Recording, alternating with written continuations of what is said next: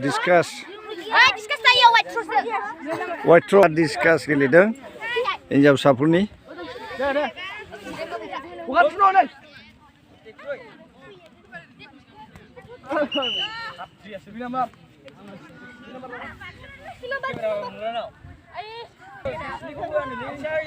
हिनजावसाफोरनि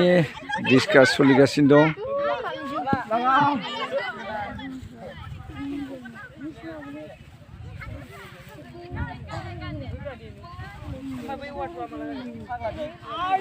मोजां मोनदोंना गेलेनाया मोजां मोनदोंना औ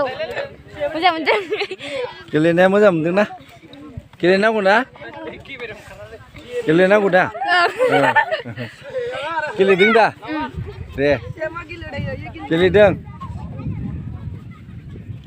गेलेगासिनो दं गेलेगासिनो दं दे नै दा बे माइदांस्रि गेजेर आरो गोजौ फरायसालिनि एनुवेल स्पर्ट सोलिगासिनो दं बे गुवार फोथाराव बेनिनो नुथाय नै दा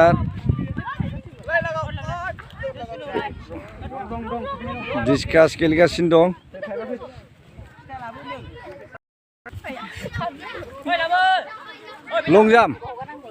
लंजाम ना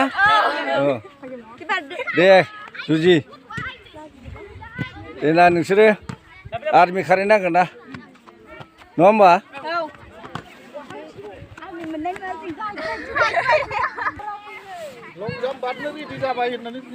दा सोलिगासिनो दं होमबा औ लंजाम बारनाय दा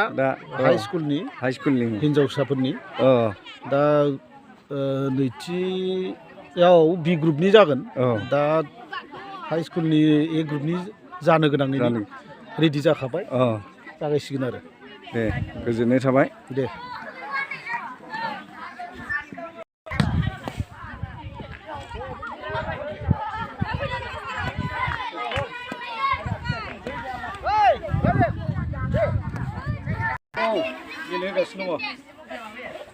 सानबेसे जाखो दिनैजों साननै जाबाय मैयानिफ्राय स्टार्ट दिनै नैथि सान नैथि सान सानबेसे जागोन बेयो मथा-मथि माबासिम जागोन 12 थारिखसिम दिनै जाहैबाय 6 थारिख माने सप्तासे सप्तायारि बादायनाय 12 थारिखआव बान्था राननाय जागोन बान्था राननाय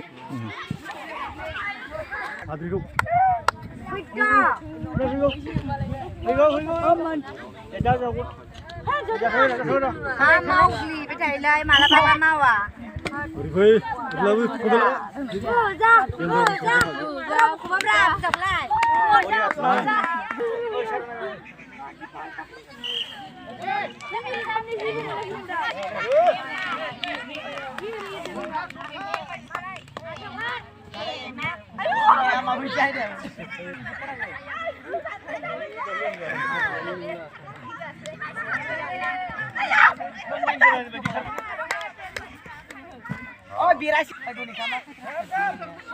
दा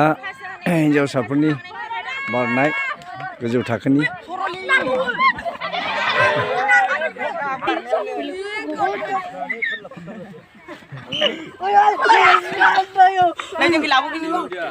सोलिगासिनो दं सार गेलेगासिनो दं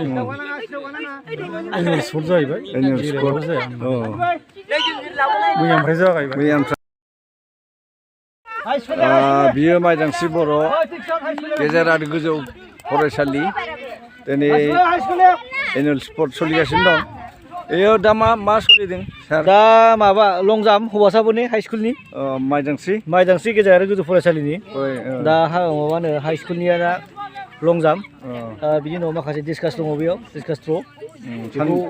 बानायगासिनो सानबेसे जागोन दा बेयाव जोङो सानब्रैनि हाबाफारि लादों 12 थारिखसिम लास्ट दा जों माइदांस्रि गेजेर आरो गोजौ फरायसालिनि एनुवेल स्पर्ट दा खारनाय बारनायजों दा बयस ग्रुप ना बियो बयसनि दा हाइ स्कुलनि बयस